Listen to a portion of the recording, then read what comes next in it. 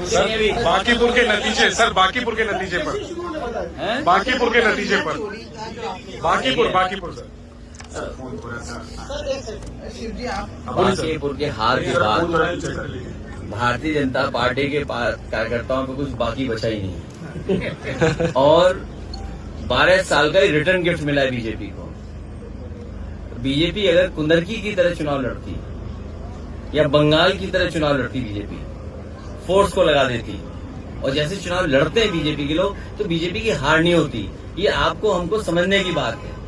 उन्होंने बिना पुलिस प्रशासन को लगा के, बिना बेईमानी किए, बिना ईवीएम पे कुछ घोटाला किए देखना चाहते थे कि कितनी नाराजगी है उन्हें। इसलिए धोखे में मत रखो आप भी और ना हम धोखे में हैं। ये हार नहीं है, उन्होंने अपना तय किया है कि बिना बेईमानी के जनता कितना वोट देगी। अगर कुंदरकी जैसा चुनाव लड़ते, रामपुर जैसा चुनाव लड़ते, यूपी के बाई इलेक्शन थे उस तरह चुनाव लड़ते, तो क्या बीजेपी हारती? क्या पीके की मदद की बीजेपी ने? हमने नहीं देखा कैसे चुनाव था। मैं सवाल पीके की मदद की सर बीजेपी ने? नहीं देखिए, ये अपने शब्द मुझे मत कहिए। मैं आपसे कह रहा हूँ कि बीजेपी को समझने की जरूरत है। बीजेपी ने बिल्कुल फेयर चुनाव कराया इस बार। पुलिस प्रशासन नहीं लगाया।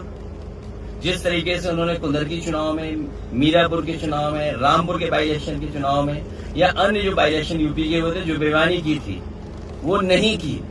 और जिस तरह बंगाल में उन्होंने फोर्स लगाया था, वो फोर्स नहीं लगाया। क्या आपने फोर्स देखा? वैसे कुंदरकी जैसा फोर्स देखा आपने? तो समझ लो आप। तो वो चेक कर रहे थे कि कितनी जनता में नाराजगी है।